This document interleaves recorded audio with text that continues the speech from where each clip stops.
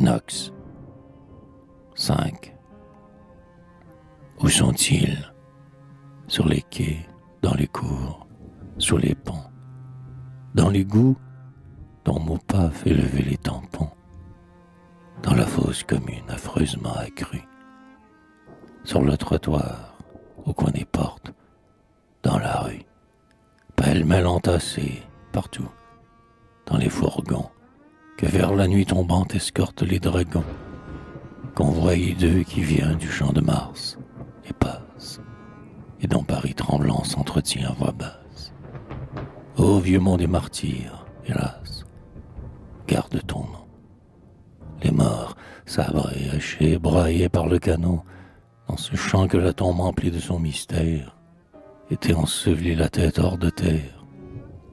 Cet homme les avait lui-même ainsi placés, et n'avait pas eu peur de tous ces fronts glacés.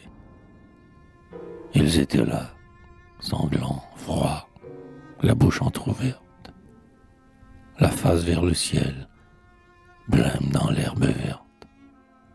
Effroyable à voir dans leur tranquillité, éventrés, balafrés, le visage fouetté, par la ronce qui tremble au vent du crépuscule, tous, l'homme du faubourg qui jamais ne recule, le riche à la main blanche et le pauvre au bras fort, la mère qui semblait montrer son enfant mort, cheveux blancs, tête blonde au milieu des squelettes, la belle jeune fille aux lèvres violettes, côte à côte rangés dans l'ombre au pied des ifs, livides, stupéfaits, immobiles, pensifs, spectres du même crime et des mêmes désastres.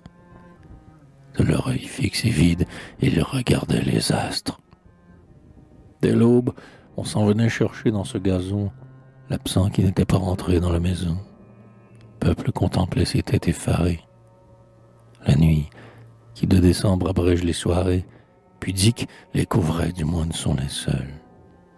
Le soir, le vieux gardien des tombes, resté seul, hâtait le pas parmi les pierres sépulcrales, frémissant d'entrevoir toutes ces faces pâles, et tandis qu'on pleurait dans les maisons en deuil, l'âpre bise soufflait sur ses fronts sans cercueil, l'ombre froide emplissait l'enclos mur funèbre. Ô mort, que disiez-vous à Dieu dans ces ténèbres?